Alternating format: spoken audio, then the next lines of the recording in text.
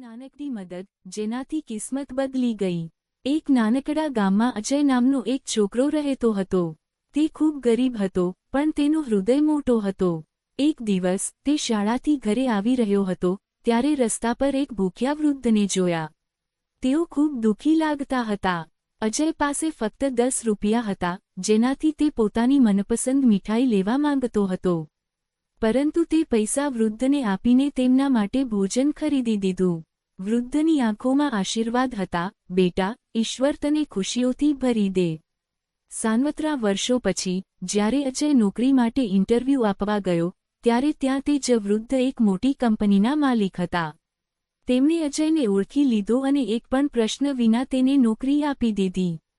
શીખ: ક્યારેય પણ મદદ કરતા શંકા ન કરશો, કેમ કે સારા કર્મ હંમેશા પરત આવે છે। જો આ વાર્તા તમને ગમી હોય તો લાઇક કરો, કોમેન્ટમાં સાચી પ્રેરણા લખો અને શેર કરો જેથી વધુ લોકો સુધી પહોંચી શકે।